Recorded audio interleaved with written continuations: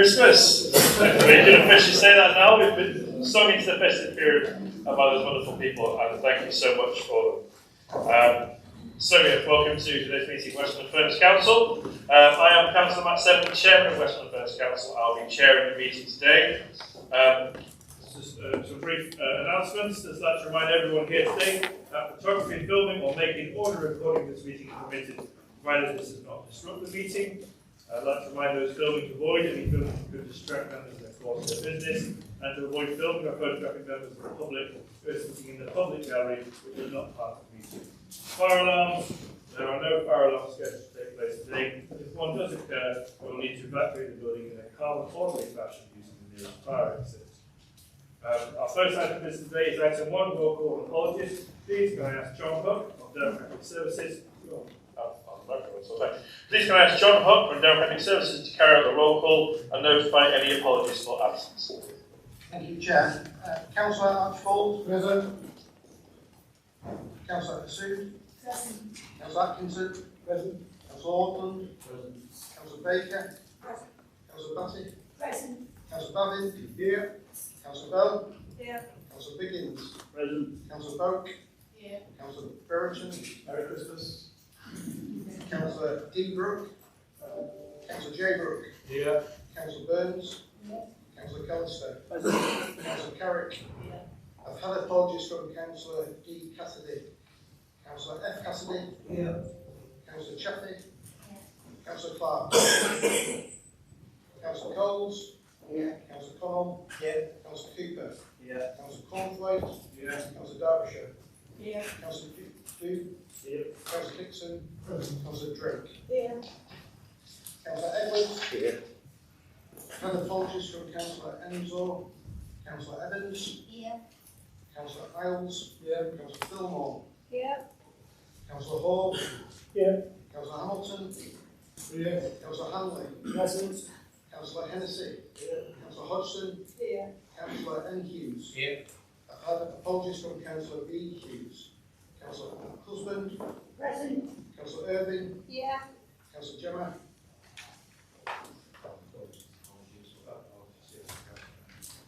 Councillor Jones. Yes. Councillor Adams. Yeah. Councillor Jarvis. Present. Councillor McCall. Yeah. Councillor McEwen. Present. Councillor Mitchell. Present. Councillor Morgan. Yeah. Councillor J. Murphy. Yeah. Councillor J. Murray. Yeah. Councillor Pender. Yeah. Councillor Phillips. Yeah. Councillor Rathbone. Present. I've had apologies from Councillor Robinson. Councillor Riddle. Yeah. Councillor Sanderson. Yeah. Councillor Seven. Yeah. Councillor Shirley. Yeah. I've had apologies from Councillor Simpkins and Councillor D. Taylor. Councillor B. Taylor. Yeah. Councillor Thornton. Yeah. Councillor Worthington. Yeah. Thank you very much.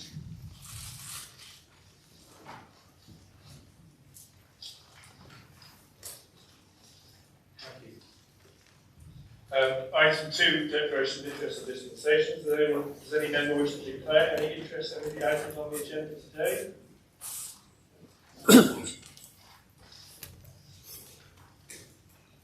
Item 3 is exclusion of press and public. There are currently no items on today's agenda during discussion of which the press and public should be excluded. Item 4, minutes of the previous meeting. Can members agree to confirm the minutes of the meeting of this council on Thursday, the 21st of September 2023, as a correct record of the meeting? And please note, you wasn't about to say, but we've given a set of small amendments, which obviously we might be invited to incorporate into the timeline minutes. I was indeed, Councillor Hughes, about to say that on the designated of members, you should have just some small amendments to the minutes, also so that you're aware. Can I look for a proposer and a seconder? Councillor Rathbone proposed and a seconder, Councillor Archibald. Can I ask all those in favour to please indicate? That's unanimous. Just checking if anyone wishing to abstain on the minutes or to vote against. No, thank you very much. Those minutes Now agreed. Item 5 is public participation. We have received a question from a member of the public, so may I remind you that this item does not give rise to debating or voting. So can I please invite Mr. John Davis to step forward and propose his question.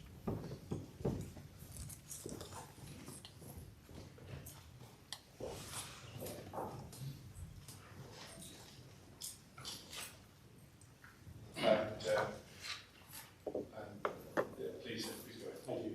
I'm here today in my capacity as Chair of the Clifton Community Council, and this question was resolved by the Council to ask Westmorland and Furness. On the 1st of April, Westmorland and Furness Council became the local council and local planning authority, replacing East Council, South Lakes, Barrow, along with the County Council for the area. One of the first actions of the new council was to equalise council tax across the district, resulting in a substantial increase in the Eden area that was claimed to be required to making it equal across the new district. However, things are not equal across the new district in terms of planning and funding for developments, as communities in the south of the district benefit from a substantial amount of funding from community infrastructure levies known as SILs. Despite lobbying the former Eden Council by Clifton Community Council and others on the need to implement a SIL, it was never delivered, resulting in local communities across Eden missing out on hundreds of thousands of pounds of funding that benefit communities directly. In June, Westmorland and Furness Council handed over £120,000 to 10 parishes in the south of the Westmorland and Furness district because those areas have a SIL, despite Westmorland and Furness Council now being a single local planning authority and district council for the whole area. There's a clear disparity of policy and support for communities in the north of the district, who are missing out on hundreds of thousands of pounds of potential community benefiting funds from hundreds of thousands of houses that are being developed in local areas. All this because Westmorland and Furness Council has not harmonised its policy around planning and implemented a district-wide SIL. As Westmorland and Furness Council is now the local planning authority and district council covering the former Eden, South Lakeland and Barrow council areas, as a local government district now called Westmorland and Furness, will this council pledge to level up residents and communities, especially those across Eden that currently feel like they pull north, and implement a community infrastructure levy like the south of the new Westmorland and Furness district? Thank you. Thank you. I invite Leader Councillor to reply. Yeah, so thank you for your question this afternoon, and I think I'd start by saying that in addition to reading out the response to your question today, that I will also provide a written response because some of the information that of necessity is contained in this response is detailed and technical in nature. Okay. So to start with, I'd like to perhaps provide some background to the matter that you raised today. The Community Infrastructure Levy, or SIL, is a charge on new developed floor space and is used to fund the delivery of infrastructure to enable development that is proposed in a local plan. The SIL can only be introduced through a local plan process, and it needs to be approved by a planning inspector following an independent examination. Any such SIL proposal has to be supported by viability evidence to show that development can support SIL alongside other asks on development such as affordable housing and biodiversity net gain, for example.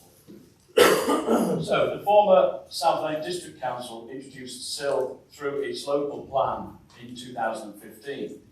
And this means that SIL is chargeable on housing and supermarket development in parts of the former South Lakeland outside of the national parks.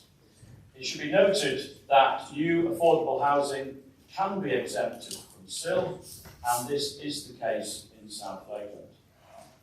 In addition, 15% of the SIL take within a parish goes to the relevant town and parish council to spend on projects which are related to managing the impacts of development. This figure rises to 25%, where parish and town councils have adopted a neighbourhood plan, and again, several in South Lakeland have done that. Turning to Eden, in Eden District Council and Barrow Borough Council, and the two national park authorities chose not to pursue SIL.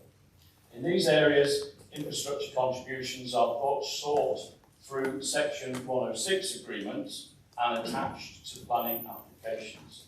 For this reason, SIL is not chargeable in these areas, and parish and town councils do not receive neighbourhood SIL.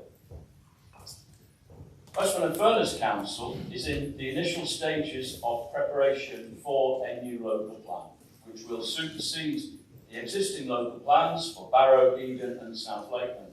And as part of this process, consideration will need to be given to infrastructure funding. This will need to be on a consistent basis across the whole area. So this council will need to consider whether to widen SIL to cover other parts of Westmorland and Furness as part of this local plan process.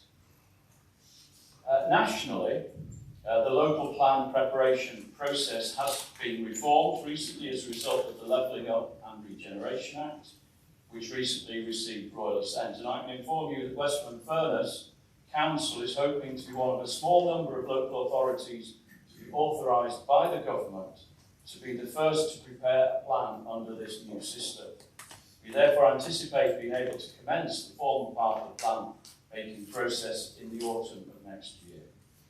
Finally, I should also make you aware of a further complication, which is that the government has a long-term proposal to replace both SIL and Section 106 agreements with a mandatory infrastructure levy that all local planning authorities will be expected to operate. This proposal is complex and may well take several years to introduce. So, I trust that this response provides you with the necessary insight into the direction of travel that this council is taking in order to provide a consistent basis for SIL across our new local plan area as soon as practical. Thank you very much, Leader. Did you wish to ask a supplementary question? Thank you very much indeed. We'll move on. Thank you. Item 6 is announcements. Firstly, can members please observe a minute's silence for the former leader of Cumbria County Council, Eddie Martin, who has recently passed away, and then I invite the councillors to pay tribute.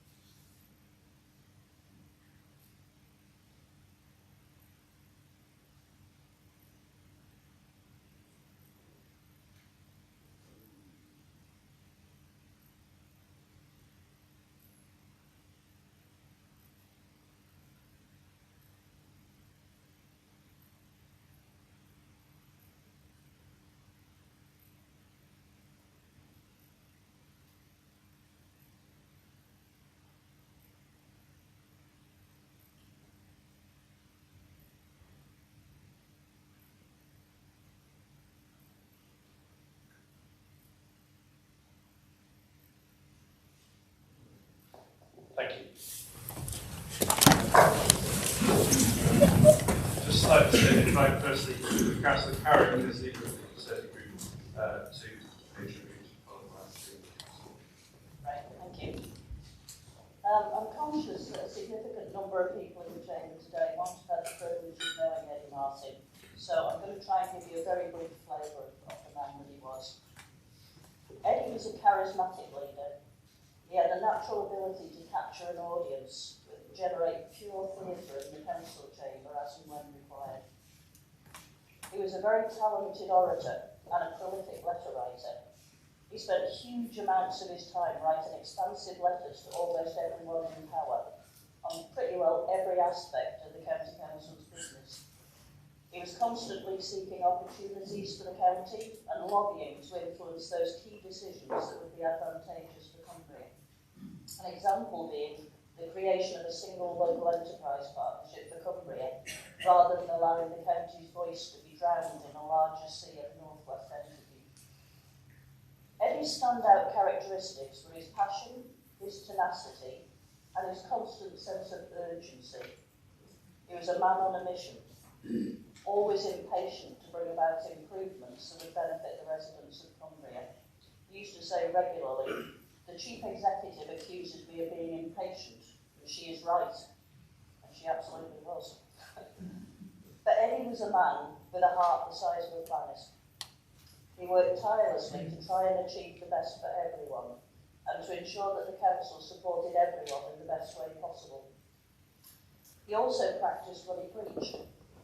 Eddie and his wife Jeanette believed strongly that every young person deserves the best possible start in life, and they were foster parents for many years, helping numerous young people to get established. Eddie was a man of very strong principles, and the world of local politics will be the poorer without his contribution in the future. Our thoughts are with his family and friends. Thank you. Thank you very much, Councillor Carrick. Yeah, so I'd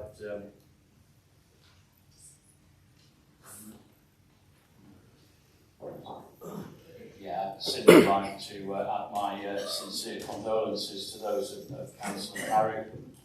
Councillor Martin indeed worked hard for the residents of Cumbria, and he will be remembered for that, and he will also be remembered by all those who worked with him and his colleagues over many years. And so our thoughts are with his family and friends at this time. Thank you very much. And Councillor Furness, please. I think it's been given over to me to say something. He's probably one of the only members of the Labour group that worked with you very well. It was a surprising character, but it was a character. Very charismatic, very upfront. When he first came to the county, he came as the political advisor to the Conservative group, and he acted like a councillor then, because that's what he wanted to be. Very soon, the next election, he actually stood and was elected and became the leader of the party. We worked very hard for him. And I just want to be associated with the remarks that he and John made about Eddie. He also was a man of various talents. He had a full life. He was the leader of Rutland Council, which was then the smallest authority in the country, which was surprising, and fetched that knowledge with him when we were trying to deal with budgets in very small rural areas. He actually had a lot of information, a lot of advice to give us that. He was also a foster carer, which he'd done for over a number of years, and a lot of the children still came back and kept his family, it's their family, and they fetched their children back as well, which says a lot about the man, the kind of he was. So, he worked with us to his family and friends and set our condolences to. But he won't have forgotten in the county, because a lot of the things that happened then happened because of Eddie Martin. Thank you very much, Councillor Furness.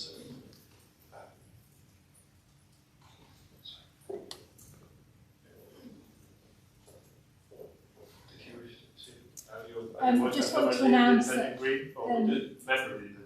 Thank you. I just want to announce that Mary Robinson would have knew Eddie and would have liked to have said a few words, but unfortunately she fell ill this morning, didn't feel able to come, so and she wasn't able to give me any more information than that. Thank you. Thank you. Yes. Yeah. She did send her apologies and hope she gets well soon. I'm sure she would have liked to have been here for that. Thank you very much. And just associate myself with the remarks and pass on my own personal condolences to Eddie Martin's family. Just moving on to the rest of item 6 announcements. A few announcements from me first, and then we'll move on to the council and cabinet. Members have already received details of the engagements that both myself and the deputy chairman have undertaken since the previous council meeting, so it will be by email. I'd like to inform members that Anna Gorst has won Cumbria Woman of the Year for the remarkable work that she did on behalf of Ukrainian refugees. Michael, because when the war broke out, there was nothing in place for the government to link refugees with homes linked to receive them. Anna provided that link and, as you know, enabled many families to come to Arnside and the surrounding area and has worked very hard on their behalf ever since.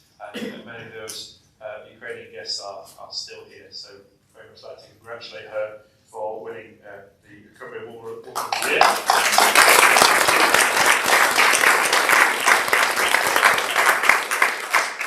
With reference to the Chairman's Charity, it gives me great pleasure today to be able to formally announce my chosen Chairman's Charity. After careful consideration, I've selected Springfield Domestic Abuse Support in the South Lakeland area. It's an amazing charity based in South Cumbria. They've got a highly skilled, dedicated team who provide a range of services and tailored support to clients affected by all types of domestic abuse. And they've recently widened their focus, so as well as working, as always, with women, they'll also be working with women with children now, and also with men. So they're working across the whole community. And I always feel that horrific events like domestic violence, which can reverberate across someone's life and across their children's lives, and so greatly affect, is an absolute stain on communities.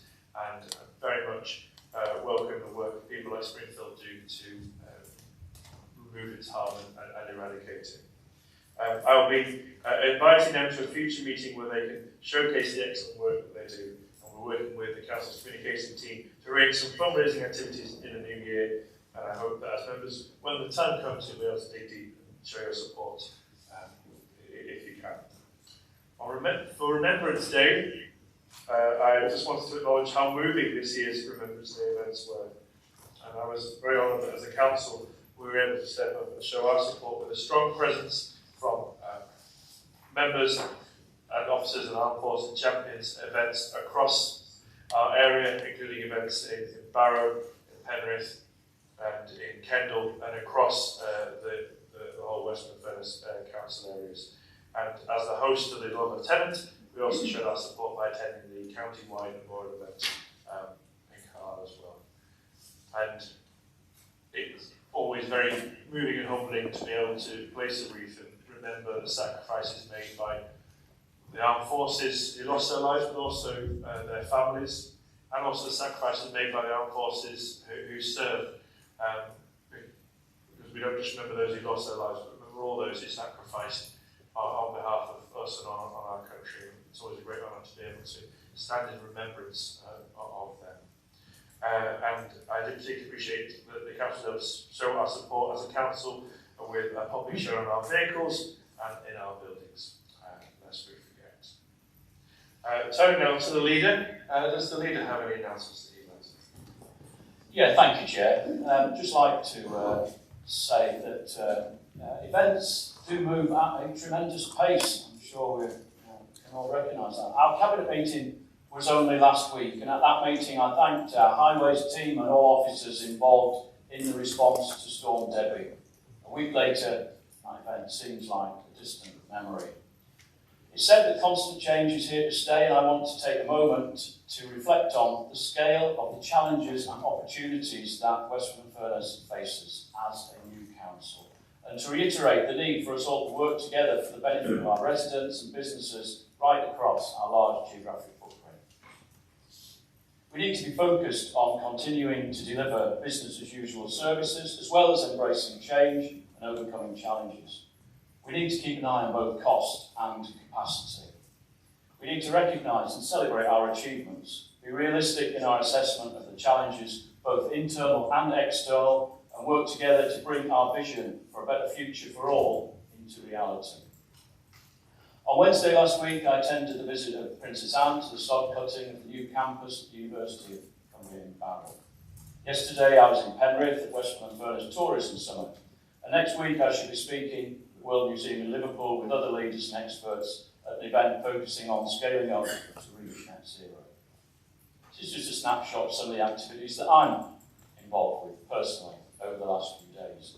We've also had a number of other announcements. So over the last 3 days, we've had announcements totaling over £25 million of investment into our area for our residents, our communities and our businesses.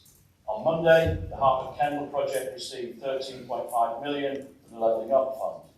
Money will be used to fund transformational projects to improve Kendal Town Centre, including town centre regeneration schemes and improvements to connectivity along the River Kent. Yesterday, as part of the Chancellor's autumn statement, we were mentioned not once but twice. With £5 million allocated to Barrow over the next 3 years, money which will be used to drive forward a range of projects that will help transform the town. This is great news for Westmorland and Furness Council, BAE Systems and the wider area as we work together with our partners to ensure local people see lasting benefits from these investments. There was also £7 million for Penrith. This funding for the Inspiring Eden Enterprise Hub aims specifically at achieving rural excellence. And this project will be key to unlocking and progressing an ambitious programme to drive economic growth in Penrith, Eden and the wider rural areas. Now these investments don't just fall out of the sky. They are a result of a huge amount of work by officers and members of this council and our predecessors, which has been recognised by government. Clearly, there's still much work to be done to deliver on those projects and others listed in the Cabinet report for consideration perhaps later in our agenda today. I could also mention previously announced Borderlands projects with £3 million each for the renewal of towns across our area, specifically Dalton, Ulverston and Penrith. I could go further, but I won't. These are challenging times, yes, but exciting times for Westmorland and Furness as a whole. And we each have a role to play, and I mean that. So every single councillor, every officer, working in collaboration, together and with others in delivering a better future for our residents and businesses and communities that we aspire to, from the mountains to the coast. And I look forward to working with you all to help deliver that future. Thank you. Town members who can give their announcements. Councillor Jarvis, please. Thank you, Chair. Council, there's been a lot of comment in the press about the financial sustainability of local government. I realise that regular finance updates do not come to full council as course. Consequently, I'd like to take this opportunity to update council on where we currently stand and to reassure you of our financial health. You'll remember we set our budgets in early March this year.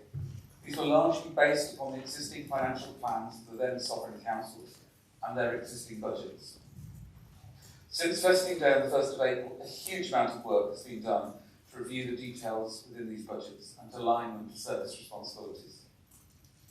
During Q1, work focused upon exception reporting, ensuring that there were no major surprises. Subsequently, we had the full Q1 monitoring update, which was reported to the Cabinet. I'm pleased to report this is very reassuring, with a forecast outturn of a net over-expenditure of £324,000 per year. That is a tiny amount, considering that our net budget amounts to nearly £270 million. Although the net movement is close to zero, there are a couple of notable overspends, particularly in SEND and home to school transport and in young adults care. These are largely offset by higher interest receipts and lower borrowing costs.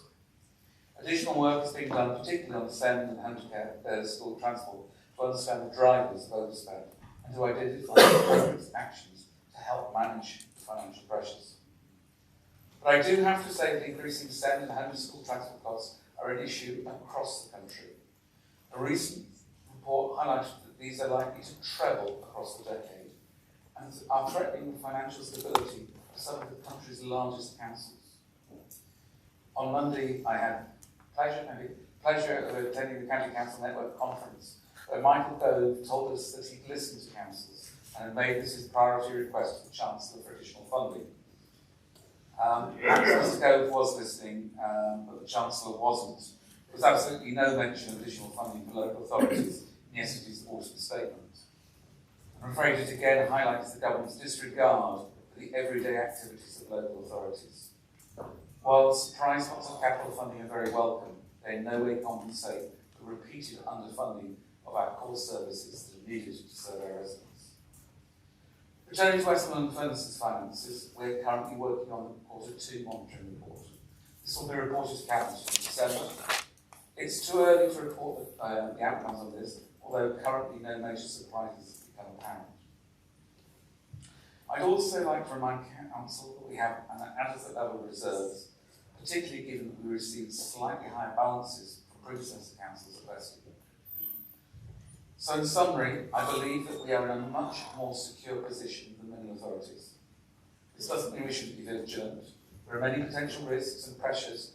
We still have the budget gap for 2024-25 to fill. We will be launching the 2024-25 budget consultation at Cabinet in December, and that will provide more information on our financial position. In the meantime, I'll continue to work hard with officers to deliver a balanced budget for next year and to present a resilient medium-term financial plan for subsequent years. Thank you, Chair. Thank you, Councillor Jarvis. Councillor Derbyshire?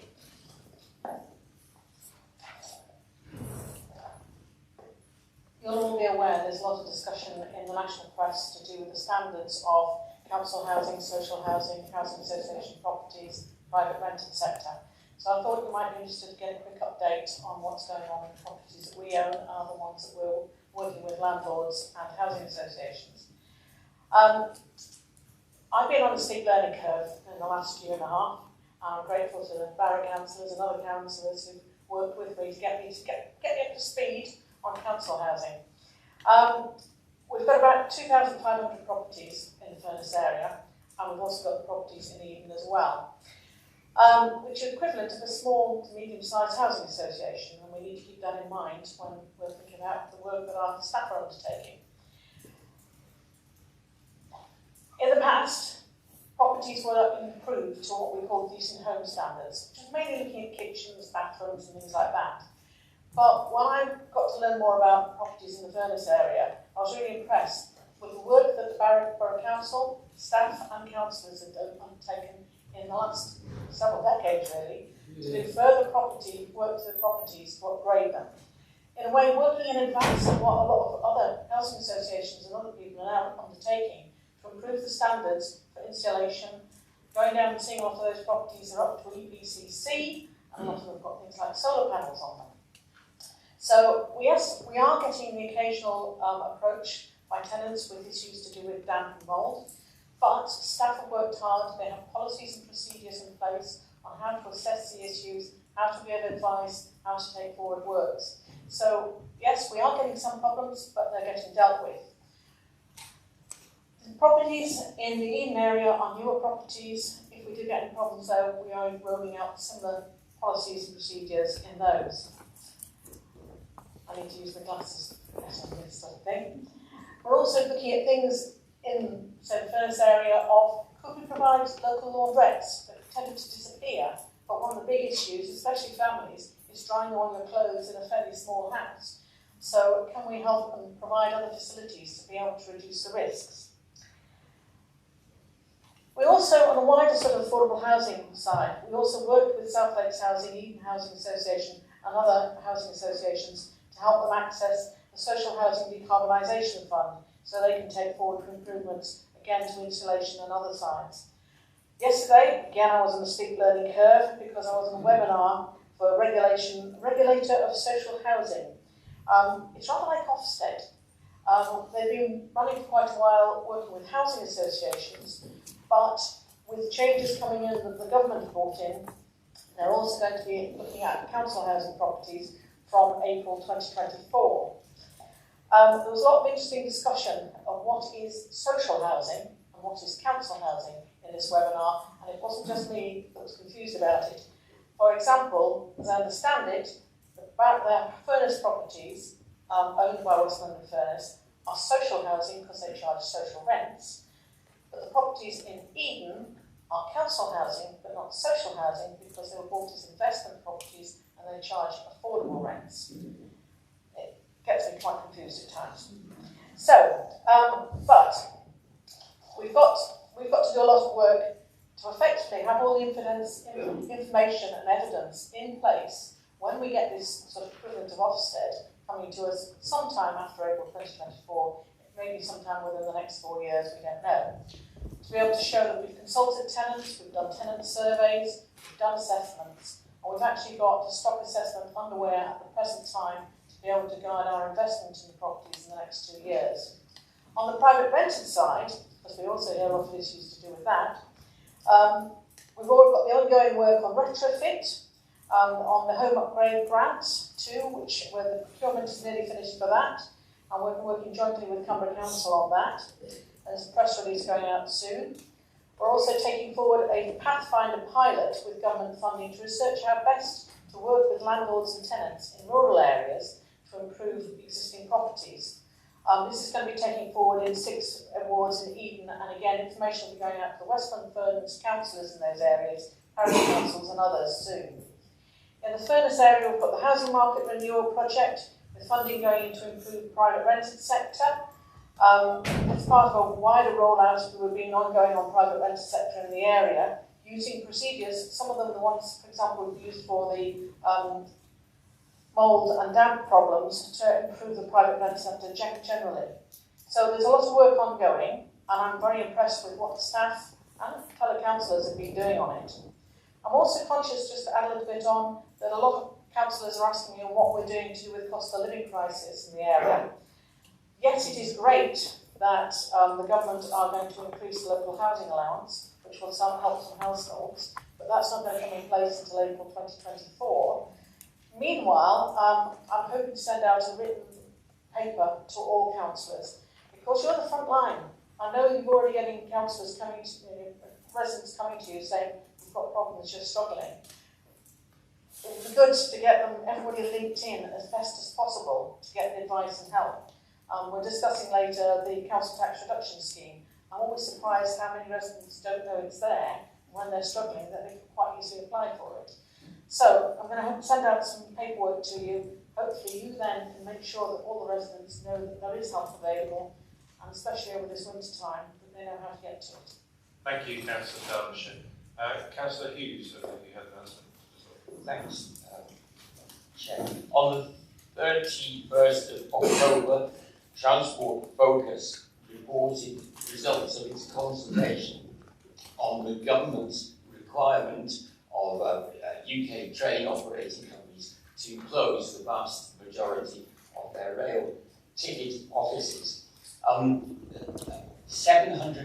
750,000 people responded to the consultation, which, as I reported at Cabinet, is reputedly the largest number of responses to any public consultation in UK history. And the vast majority, as we might have expected from the start, I think, were very much against the proposed closures. Around about 300 people, for whatever reasons they chose forward, were in favour of the closures. And I know it's a pure coincidence, obviously, but that's roughly similar to the number of Conservative MPs in the House of Commons. So I could elaborate on this. This is not obviously the only issue on which the present government has completely failed to understand the mode of thinking of British people as British people. They, surprisingly, maybe some, but they actually want public services to continue. I could list quite a number of areas in which this has sadly been the case during this Parliament, but I don't want to be brought up by the Deputy Monitoring Officer breaching the Members' Code of Conduct. So I won't do that. But clearly, Chairman, something has to change. Something very big has to change in the way our country is governed. But what doesn't have to change so much is, for most people, the way our railway system is operating, except that they might want the trains to run a bit more regularly and so on. But they don't want, they want trains to be affordable, and to get them to whatever sort of places they want to. Many people want to see carbon saving happen through public transport. They don't want the ticket offices to close. That's the main thing. And thankfully, owing to the overwhelming public response, this is certainly for the meantime not now going to happen. I'm delighted to say that. I want to say thanks again to all those all around the country, particularly in Westmorland Furness, who responded. Thanks also to Councillor Batty for moving her motion in the last council meeting, I think was unanimously supported, showing how much we are behind the people of Westmorland. We want decent public services and a decently operated railway system in this country. Thank you very much, Councillor Hughes. Any further councillors have any announcements they wish to make? Okay, thank you. We will then move on to the next item on the agenda, item 7, the electoral review of Westmorland and Furness. So I'd like to welcome from the Local Government Boundary Commission for England, the lead commissioner for review, Andrew Scallon, CBE, and his colleague who, I'm so sorry, I don't have the name. You must introduce yourself, it's important. So I apologise. Anyway, so I'd like to welcome both from the Boundary Commission. So they will give a presentation and then we will open up for questions. Emphasis on questions, please. Not statements. Thank you. So please, if you'd like to come up and begin your presentation, and I'll move out of the way so that my head isn't obscuring any vital details. Great. Thank you very much, Chair. Whilst Nicole Holt, my colleague, is setting up the system, I'll just give a brief introduction. I am Andrew Scallon, and I'm the lead commissioner for this review and also for the Cumberland review. I'm the deputy chair of the Boundary Commission, which is made up of 21 members of staff and 6 commissioners, and the commissioners get very involved in the detail of every review. So it was my job to make sure I read every submission that's made about this and get very involved in where the lines will be drawn, and we're making a visit to make sure that on the ground what suggestions come into it make sense.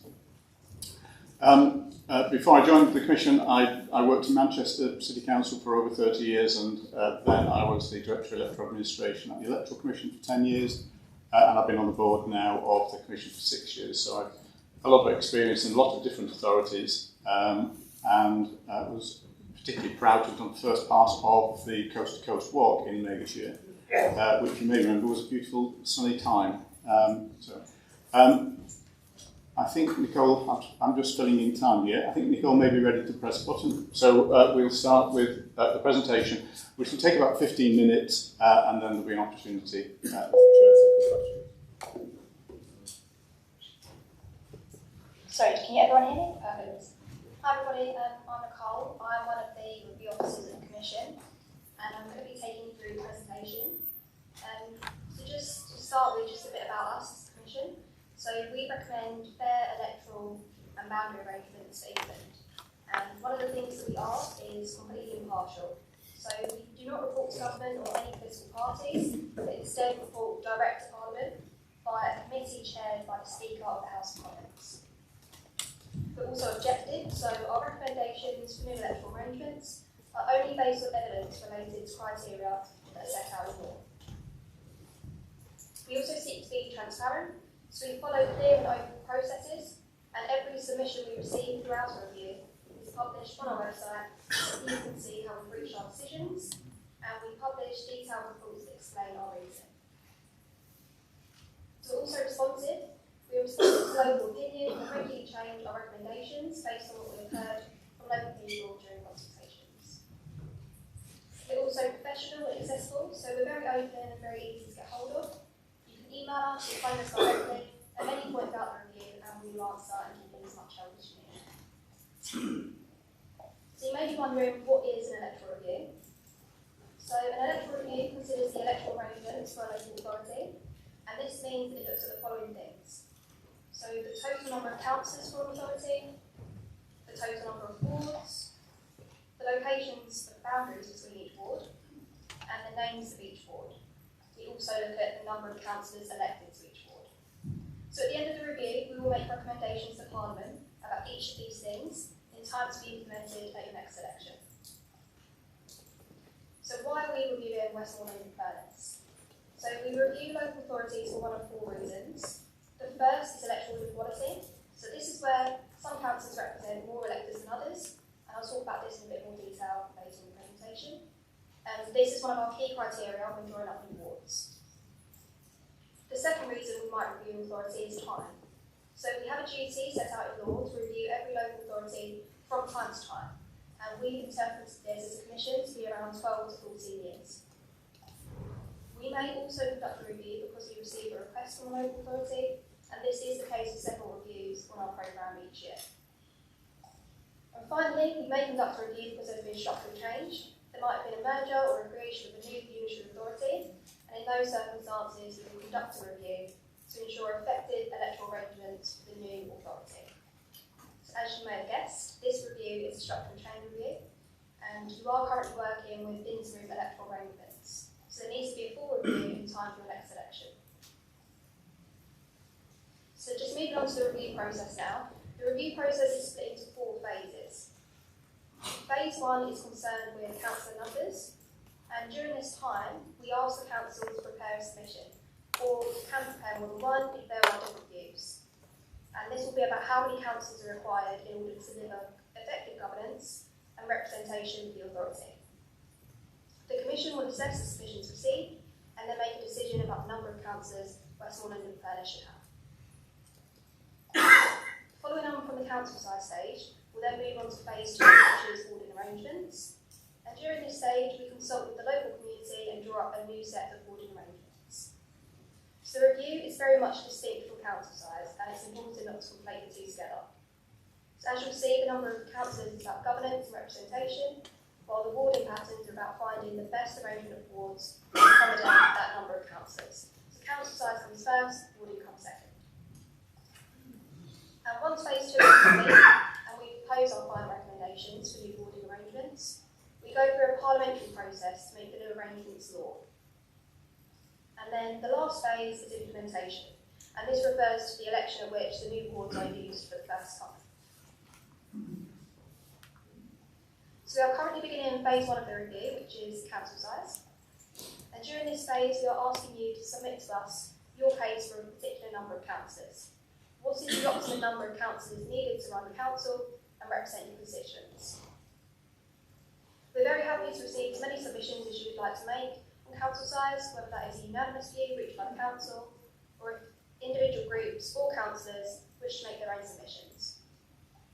It's important to note that the Commission does not weight submissions on their source, only on what they say, and so all arguments will be assessed in the same way. Another important thing to say is that the Commission does not have a policy about whether or not the number of councillors should go up, down or stay the same, and we are very much of the view that every council is unique and that it should have as many councillors as it needs to run its business effectively, whilst also ensuring that effective representation for the people that live here. So the deadline for the council size submissions is the 19th of July next year. So when putting together submissions on council size, there are 3 elements that we expect to be covered in the effective representations. So the first is decision making. So how many councillors do you need to manage the business of the council and take decisions effectively? We look for evidence about cabinet decision making, delegation and the governance of service provision and delivery. The review is very much an opportunity to look forward, so we're keen to ensure you have the right number of councillors to facilitate a governance structure that is going to reflect your needs for the next couple of decades. So what does your decision making look like now, and how is it likely to change in the future? So the second element is scrutiny and partnerships. How is your scrutiny process structured? What is member involvement in scrutiny? And what roles do members have in outside bodies and partnerships, and how do they relate to the council size question? And then finally, we've got representational requirements. So how do councillors represent people and communities, what your caseload's like, and the support and the systems that you use? So an effective representation will include evidence about each of these elements. And once you send in your submission or submissions on council numbers, the Commission will then assess the strength of the arguments and make a decision on how many councillors you should have. And once that number has been agreed, we'll then move on to phase 2 of the review, which is warding patterns. So the warding phase of the review process is based on lots of consultation with local people. So we don't know your area anywhere near as well as you do, and so we will be relying on you and the people that live here to give us your views on the pattern of wards that make the most sense for Westmorland and Furness. So there will be at least 2 opportunities for you as as well as everybody else in the community, to give your views about where the ward boundary should go and what they should be called. And that first opportunity will be in August next year. So the first consultation period will be open on the 27th of August and run until early November. And during this time, we will ask you and other stakeholders and residents to tell us where you think the new ward should go. People will give us ideas for the whole district if they like, but we are equally happy to hear ideas about particular neighbourhoods or smaller parts of the area. And I'll talk a bit more about the kinds of evidence we'd like to see in a moment. So once the first consultation period is closed, we'll go away and we'll go through all of the submissions and evidence and come up with a set of draft proposals on what we've heard. We'll then publish this set of draft proposals and consult on them and give local people a chance to see what we've got right and what we've got wrong and what we should change. So this second consultation period will open in March 2025 and run until May. And we'll publish interactive maps and reports outlining how we've reached our draft proposals, and so it can help you understand how we came up with those suggestions. Once this second consultation period is closed, we'll then go away, read everything, assess the evidence, and make any changes we've been persuaded to make for the views of the local people. And final recommendations will be published in September 2025. Once final recommendations have been published, they are set and cannot be changed at that point. So sometimes we may be persuaded to hold a third round of consultation. If we want to test some suggestions we received during the second consultation that are very different from what we originally proposed, this further consultation is usually just restricted to one or two areas if it's needed. But it can help us clarify our thinking if we receive some persuasive alternatives during the second round of consultation.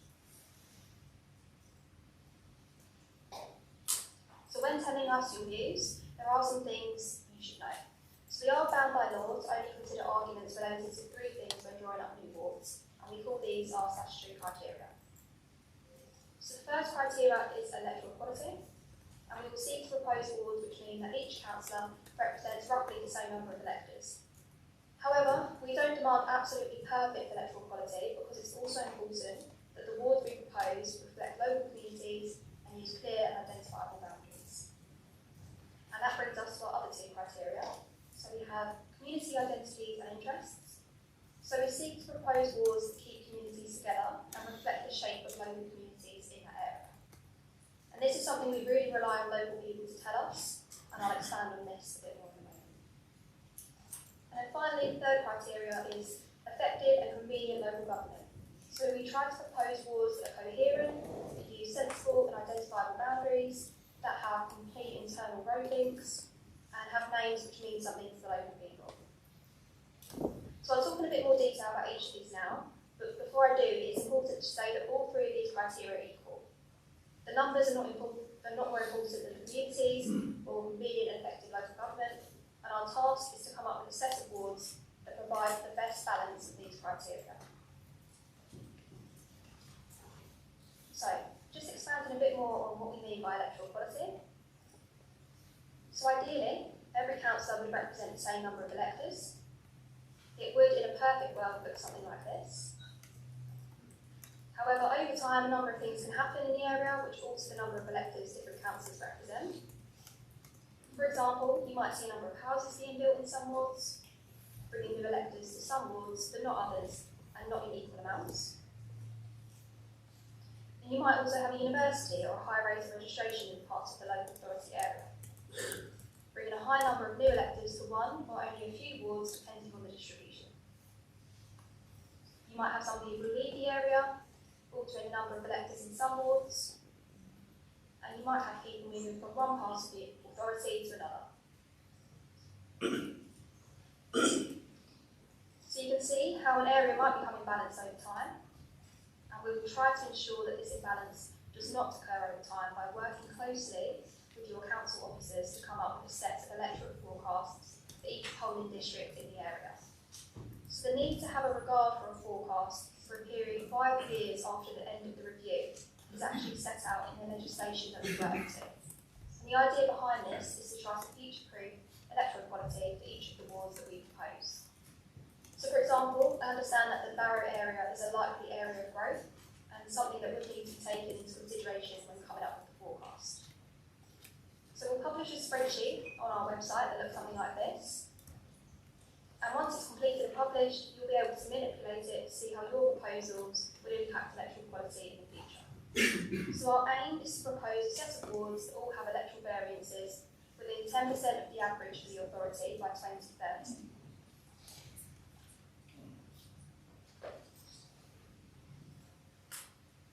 So on to our second criteria now, which is community identities and interests. So as I mentioned, just as important to the Commission is proposing new wards, is to reflect local communities.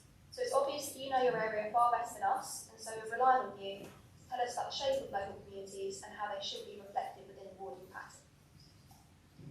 So a sense of community is often shaped by the amenities and services people use, like groups and organisations, such as parish councils.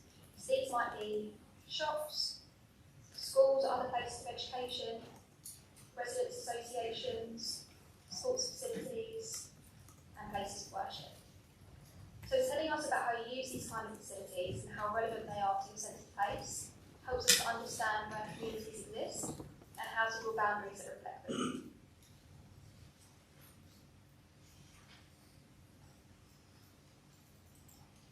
So additionally, quite often what looks like a dividing feature on a map is actually a uniting feature to a community. So here we have an example of a recent review that we completed in Rochdale, and you can see here that there appears to be a clear dividing line on a map along the black boundary. We didn't hear very much about the communities in this area at all during the first consultation, and so we went with what we thought was the stronger boundary as part of the draft proposals. However, what we heard during consultation was the exact opposite. So local people wrote in to tell us that the patches of land along the black boundary did not separate communities, but actually were a uniting feature as they contained nature reserves. And the people that lived on both sides were a community, and they were linked by footpath access to the nature reserves. So you can see here some examples of the kind of things we've told, with pictures of a nature reserve and an online community dedicated to the preservation of these areas by the local people. And you can see from this aerial shot how their evidence is reflected by the access on the ground. They have footpath access from housing on both sides. And we did find this community evidence very persuasive, and therefore we changed our draft recommendations to make sure we weren't split a community with our warding proposals. And I will show you the end result on the map now. And our final criteria: convenient and effective local government. So we look for strong and identifiable boundaries that make sense on the ground, and ones that make it as easy as possible for councillors to represent their areas. We also look for names that mean something to local people. So you can see here a good example, which is a motorway that goes right through an authority area. So using this as a boundary would provide for a good reflection of convenient and effective government. So any submissions you make to us should therefore consider these three criteria. In particular, please tell us about who communities can be best reflected in a pattern of wards. And please always give us a reason for something you are proposing. If you would like a particular boundary in a particular area, don't just tell us you want that boundary, but please tell us why, as the evidence is most important. So just a quick note on the number of councillors per ward. So as Westmorland and Furness selects all out in 4 years, we will not have any presumption towards a particular number of councillors per ward. So any pattern of wards can be suggested during this process. So whether that's single, 2 or 3 councillor wards.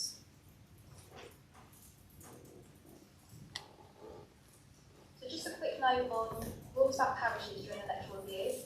As I understand, you have over 80 parishes in the authority. So we cannot create or abolish parishes as part of an electoral review.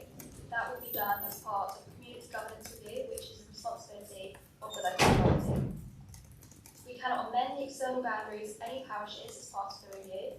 Again, this can only be done by community governance review. If we do draw a ward boundary through a parish, we have to create a parish ward.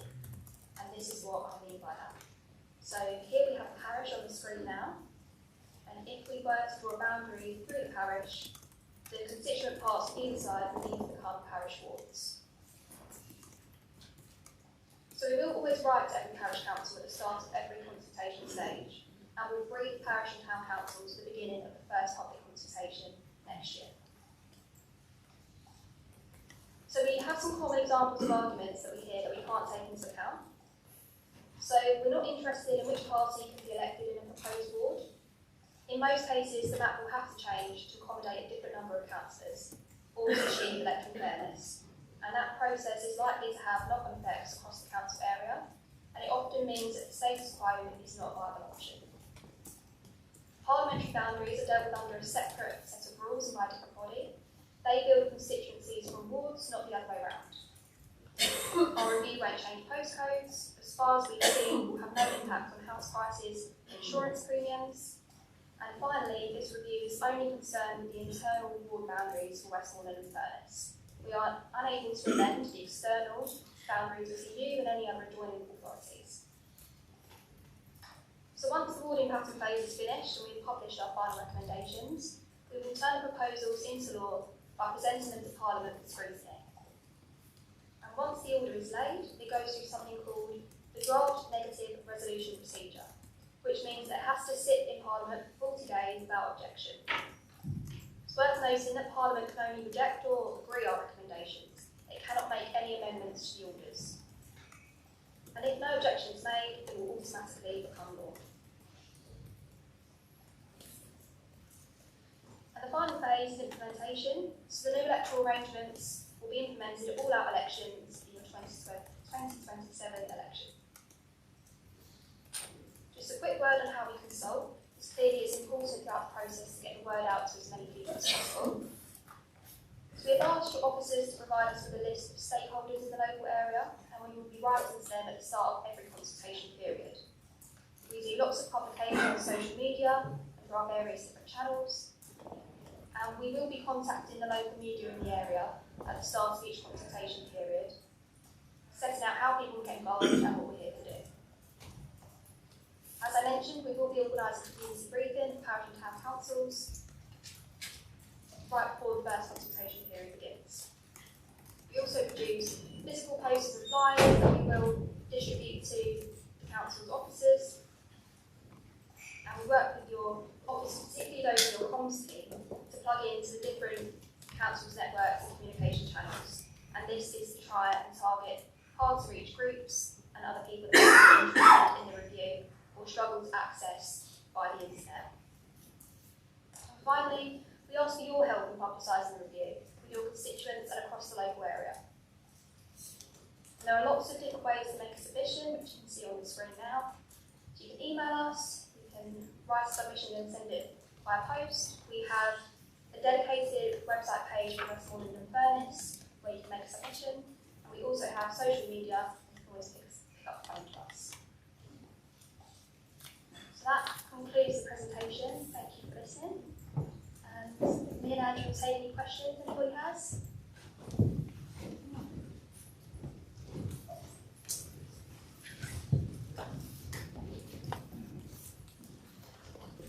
I'm going to step to one side. It's pointing. It's pointing right there.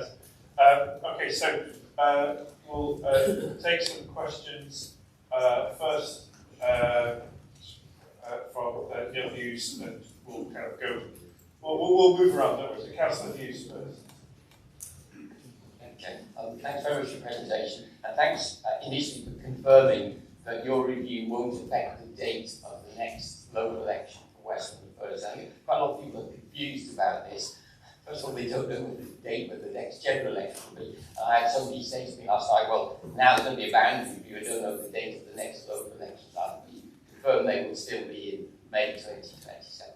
So but my question is about your very interesting point that natural boundaries are not necessarily community boundaries. And whilst I appreciate that you said that parish boundary reviews have nothing to do with what we're undertaking, we have to do that ourselves, I thoroughly understand that. Nevertheless, we could possibly assist cases of parishes who are seeking to sensibly amend their own coterminous boundaries by creating new wards to expedite that process. So will you be content to receive evidence that where two parishes are mutually seeking the same boundary change of their parish boundaries, that this could be one reason for also changing the ward boundaries that encompass?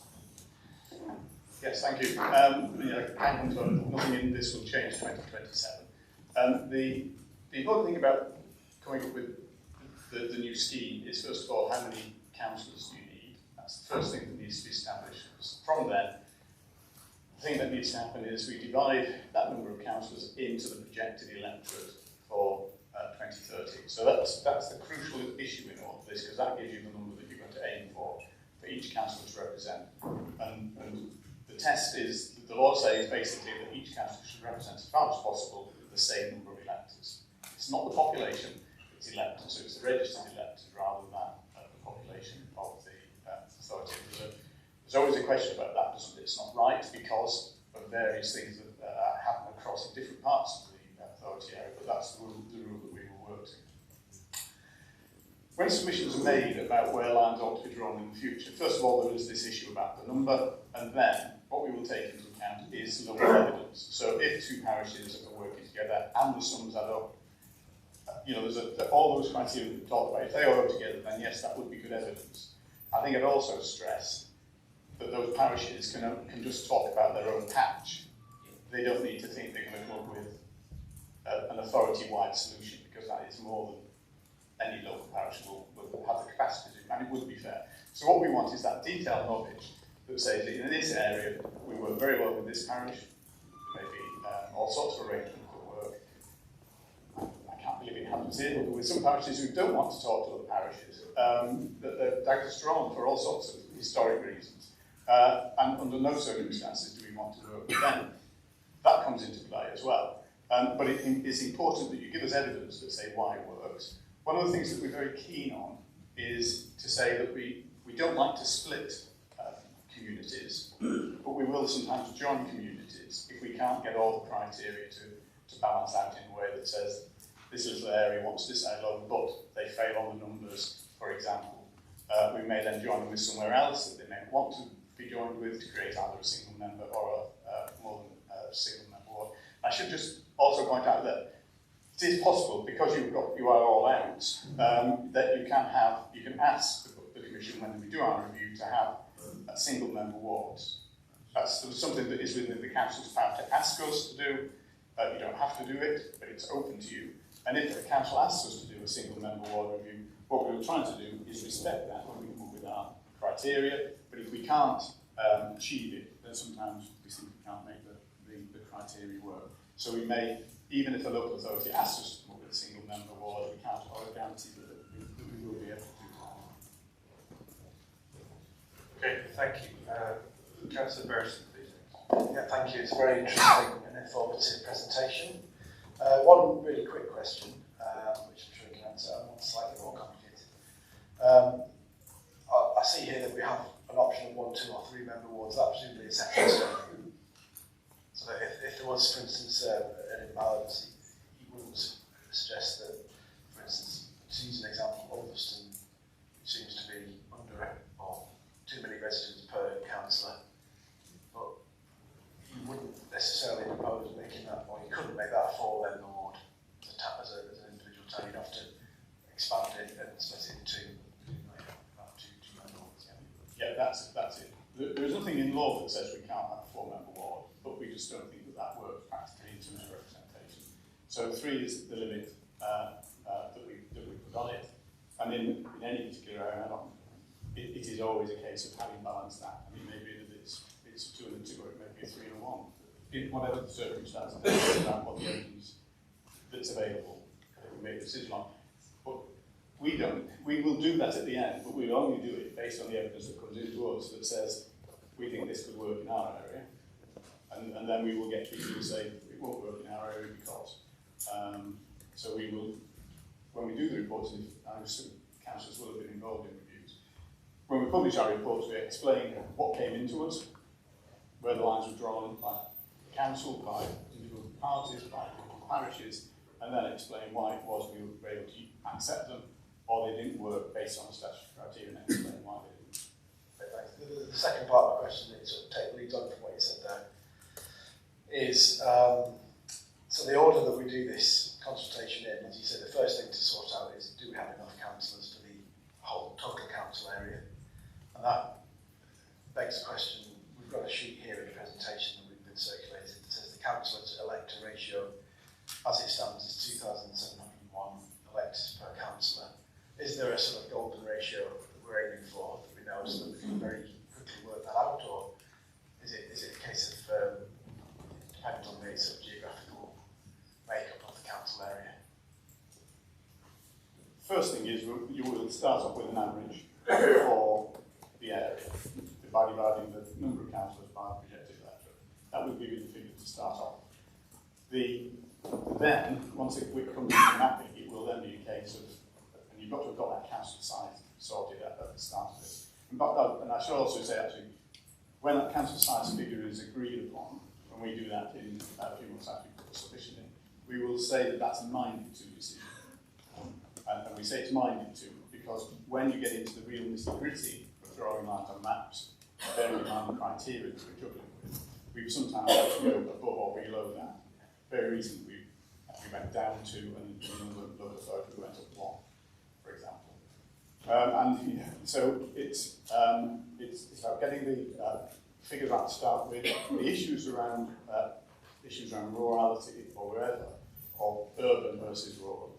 And I've heard arguments that say being in urban areas at least as difficult as being in rural because I'm more easily get at a rural, and there's all sorts of arguments. You all will know what they are in your area.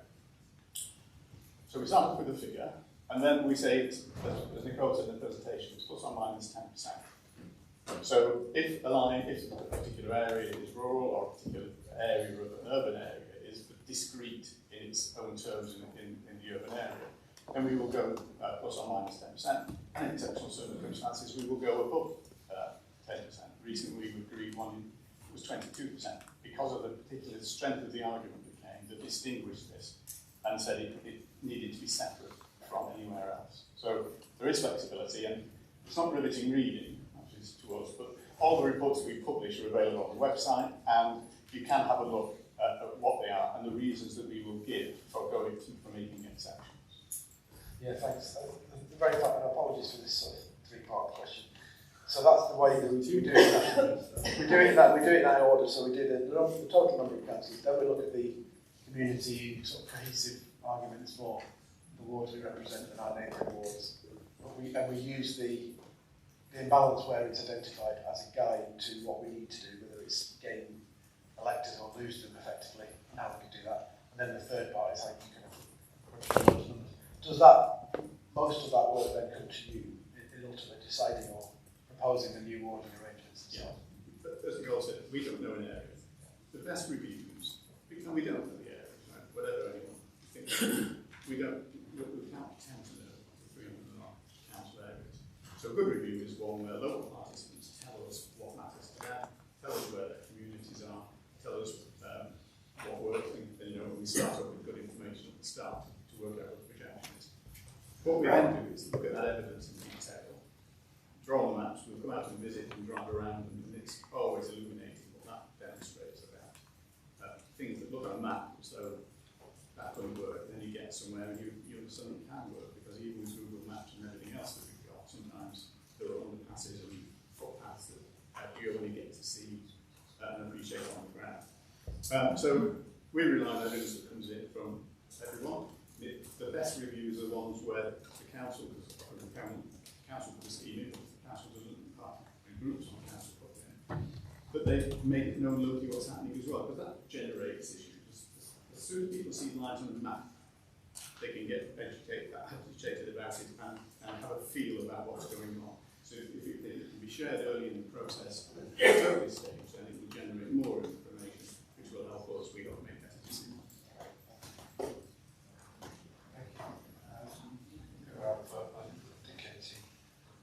Keep working my way across the chamber. So, Councillor Archibald, Yes, thank you. Thank you very much indeed. Thank you for the presentation. I'm sure you're aware of the significant disruption that a review like this causes to councils. I've been a council now in authorities and have been through several reviews and have represented lots of different people, and it is disruptive not to have a long-term relationship with one particular area and have it disrupted. So I'm sure you're aware of that. What I'm confused about, and perhaps you can ask the question, is what is different between what you're going to be doing now and what you did when we were reorganised? Because I thought you had done a review and that we are the result of that review, and I thought we had committed the nation to this. So perhaps you could explain to us what the difference is from what you did previously and why that was less than adequate for what we needed. Yeah, we can take no responsibility for the numbers you've got now. It wasn't our responsibility, that was part of the agreement that came in as a result of a hybrid system that the government uses when these changes take place, because our review processes take so long that would have interrupted the government's timetable for the implementation of the new authority. So an interim arrangement in place, and we come in to try and make sure that for the first election after that, and the first interim one, you are in a good order based on the rules that every other local authority works. Thank you. Councillor Cooper? Thank you, Chair. I'll keep it very quick. Pre-organisation, Cumberland, 46 county councillors, now has 46 unitary authority councillors. Westmorland and Furness had 38 county councillors, now has 65 unitary authority councillors. So it is a large disparity there. Our ratio of 2,700 electors per council, is that quite low, or is Cumberland's extraordinarily high? Which way around is set when looking at step one on the council size? Yeah, I can't actually remember the Cumberland figures. 46. But they'll be available in all the information we'll give you. In terms of the ratio of council to elector, I can't remember. But the crucial thing is, and we touched on it at the beginning of this, every authority is unique. We weren't involved in the arrangements they set up for Cumberland or Westmorland and Furness. What we're about now is inviting both councils to say, have you got the right number? And if you decide you've got the right number, you've got the right number. If you want more or less, we will consider that, because we don't think you necessarily have the right number. We don't know what the number is, because it's all down to you to decide on, and some of the number calculation is about how big your committees are. There'll be issues around the nature of the scale and the size of the local authority. So we don't have a view on whether there is a perfect number. We don't have a view on whether there is a perfect ratio of elector to a councillor. What we want to hear is what works in your area. Thank you. I see there's a couple more hands been raised over here. Councillor Fillmore first, then we'll take some over. Is there anyone over there? I can't quite see, so no, okay. Well, Councillor Fillmore, do you want to ask? Thank you, Chair. Can you use the size of planning committees to think about the size of the council? Because we have very small planning committees at present. Thank you. It's entirely down to you. We don't say this is. What we do when we ask you to think about what your council size is, we provide you with a template that allows you to challenge how you do things, essentially. And if you've got some very good reasons why you're doing things in an area basis, whether it's just planning or another area system which some councils have, and tell us that, because that's what works for you. We aren't telling you how to run your council.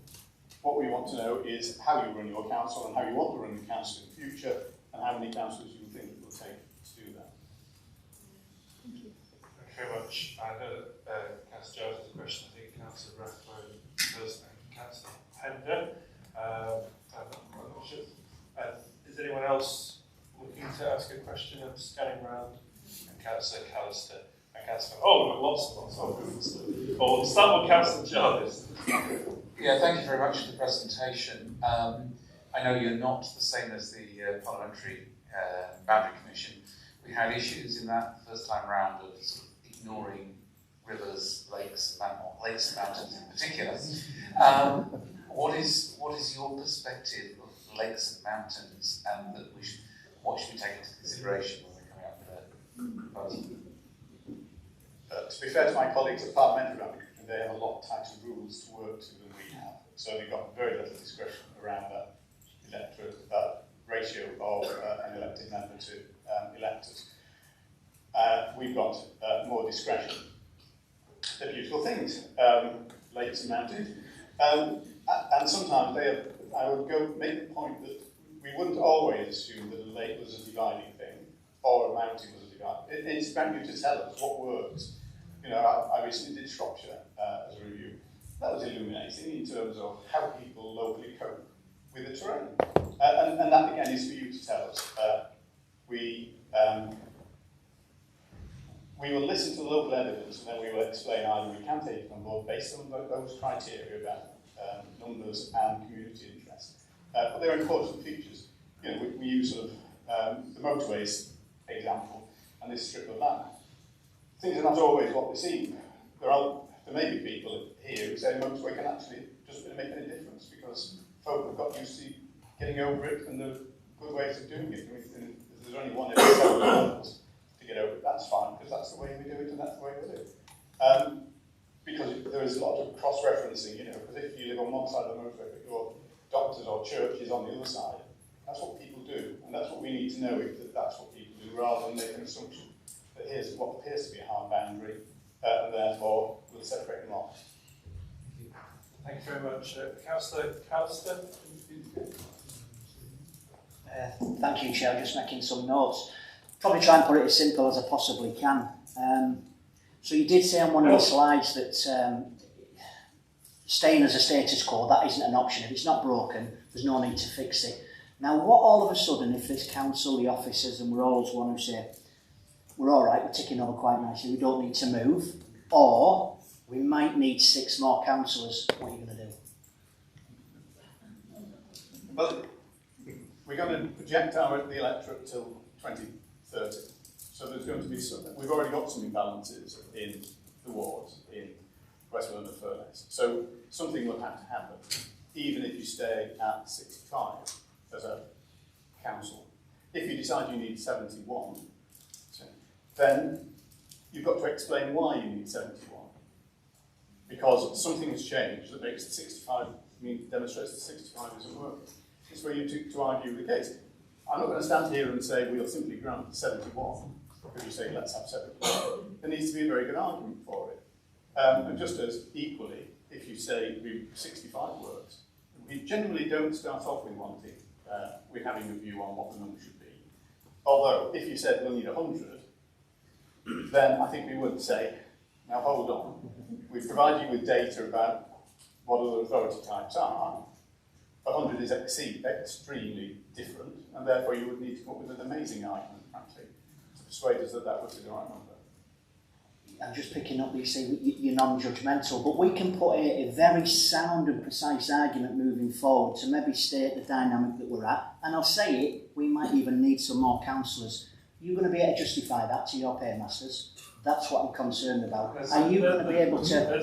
Hey, let me ask the question. That's let's keep our language polite to our guests. Well, we've all got paymasters, Matt. We're all answering to somebody. The Prime Minister's got a boss.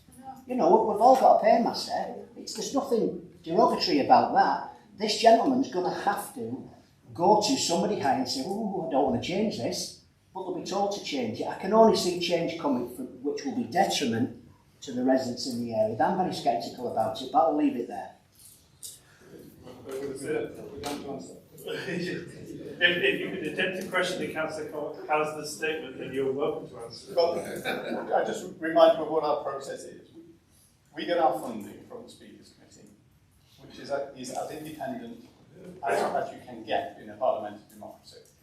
Strictly speaking, we aren't governed by government's financial targets. We're out with the normal treasury movements. We try and stick to them because it makes sense. But the Speaker is our paymaster. His committee gets our corporate report, corporate plan, and our annual report. Our budget's about £2.5 million a year. And the process that we go through is all this thing that we've explained today about what the review is like. We'll go to our board meeting. I will and Nicole will speak to our colleague, the 5 other commissioners on the board, and we will arrive at a decision eventually, and that may have to be another after round of consultation. Once that decision is made, it goes to Parliament, and that can either be approved or rejected in Parliament. No politicians can interfere with the process. So in terms of our paymaster, we've never had a discussion in the Speakers Committee, because we go there every year to justify what we do. We've never had a question about changing sizes. They've left it, they've accepted our judgment based on the evidence that we've received. We've never had a query saying, why is this one gone up by 7 or down by 4? It has never happened yet. We've been left to get on with our job as Parliament assumed we would be, as an independent body. And the decisions we take are the decisions we take based on the evidence that we receive. Okay, thank you very much. I know that Councillor Rathbone, I think you had a question. Councillor Batty, did you have a question? My question was about rurality in urban areas, and it's been answered. Thank you, Councillor. It's very gracious of you. Councillor Rathbone, please. Thank you for the presentation. Just a quick question on something you vaguely alluded to a couple of times with regard to how you are looking at the dynamics of future growth. We have various 5-year deliverables that are guaranteed, as far as you can ever guarantee. We have various plans which the central government are attempting to get us to implement. They're not definite, but it's a question of the degree to which you can add those in, because they will significantly skew within individual parishes, within individual wards, as well as total numbers. Thank you. So when we come to this, the work around the projected electorate will be going on during the next early part of next year, following the period that you're going to be coming up with your decision on council size. So the plan will be our officers will work with your office to look at the state of your local plan, wherever that is, and I'm conscious of what we heard earlier. But it will be, we will have to have a snapshot at which we can go with some certainty on the review. We'll explain what that is, it will be available to everybody, and everybody will be able to see whether or not it's as good as it could be, or whether a certain thing missed out. And that will, but at a certain point we will say these are the figures we're working with, and they will be available to everybody to use. And they will be created in polling district detail, so that you've got some basic building blocks to move things around if you want to do. But there's nothing sacrosanct about the polling district. It's the polling districts as well in your planning for what your new ward would be like. It's just a useful chunk of electors. Thank you very much. I've got Councillor Pender-Connell and I think Councillor Thornton as well. And then that really is it, because we must move on to the next part of the meeting. I know that Councillor have got questions to answer and other things. So we can have firstly Councillor Pender, just a quick question. Thank you for the presentation. I found it really useful, and I'll use it when I'm speaking to my parishes in relation to responding to the consultations. So thank you. My question is about geography, really, and I was really pleased to hear that you said you will often drive around the areas that you're reviewing. For example, my ward, Coniston, it looks very small, and it's only perhaps 15 miles long. It may take you an hour to drive through the ward. But my question is about data as well. How do you use things? For example, in my ward, there's almost no public transport, so people couldn't get to an elected member, and 20% of my ward don't have a car. So those kinds of considerations are very important when we're understanding what electoral boundaries mean for local people. And do you give any consideration to this? We don't give consideration to it in any great detail. People will talk when they make submissions about rurality, and those sort of detail can come in and be made as part of the submission. But there isn't a checklist that says how difficult is public transport or anything like that. It's about you telling us why it is so difficult and why this area, and I'm not going to comment on it in particular, but why a particular area might be discrete from somewhere else. And that then will always come into that issue about the ratio of elected to councillors, electors to councillors. So it may be that because it is somewhere it's so rural and so isolated, that the numbers are -15 or +15, depending on precisely what the circumstances are. And then add to all that the issues around mountains and lakes and other methods of transport. Thank you. Councillor Connell and then finally Councillor Hall. Yeah, thanks very much indeed. We do have an issue because we have two councils created out of the former one county council and 6 districts. And there's disparity in numbers because one council simply has the same number of councils as it had county council divisions, whereas the other one, this, does not. It has a larger number, about 3765. The reasons for this are a bit mysterious, and no point in going into it now. What I really want to know is, looking ahead at council numbers, how absolute will be the wish of the existing councils in telling you this is the number of councils we want? Will that be absolute, or will you have latitude in saying that's too many, that's too few? Okay, so during this council size decision, what we will ask for is the council to give us a view, if they can give us a view, and if you can't get to a view unanimously, then that's fine. You can give us a view from each party, but you can say whatever the number is, this is how the council could run. So you may want to stay the same, you may want to increase, or you may want to decrease. When we get that figure and we take it to our board meeting, we will agree with whichever figure it is and say this is the figure we're minded to use. We'll then do the mapping, and if we can't get that statutory criteria to balance out, we may increase it by 1 or 2. Now, we try only to come to authorities every 12 to 16 years under our requirement that we should do every authority from time to time. But if something goes wrong, the council can ask us to come back, because you may decide 10 years on you want to do something differently, or if the numbers that we projected go really badly wrong, we may come back in under what we call an intervention review on the slide, where we got things so wrong that you've got a lot of wards where councillors are overrepresented, or electors are overrepresented or underrepresented. But so initially we will make this minded to, and then there's an opportunity to change it later down the line, either at the request of the council or because of us needing to come back in because of an intervention review. Okay. Thank you very much. Finally, Councillor Thornton. Thanks, Chair. Yeah, I've been through a few of these, and I've always found the Planning Commission very fair and very diligent, and they work as hard as possible to give us what we want. My question is the same team doing the Cumberland review, and will the two reviews interact at all and influence each other, or are they completely different? The only sort of common cause in the Commission is that I'm doing both. So there's a lead commission keeping an overview of both, but there are separate teams of officers dealing with Westmorland, Furness and with Cumberland. They're running just a couple of months out of sync in terms of time. So I'm keeping an overview, but you know, it is just for me to have that sense of they're both happening at the same time. It's not in any way to try and take one learning from another to move it across. Okay. Thank you very much. I think that brings us to the end of this item. Thank you for everyone's questions. I think with it being a PowerPoint presentation, you've got a list of these things. I think a 5-minute recess breaks to allow people to stretch their legs a bit, so it's probably a good idea. So we will adjourn for 5 minutes.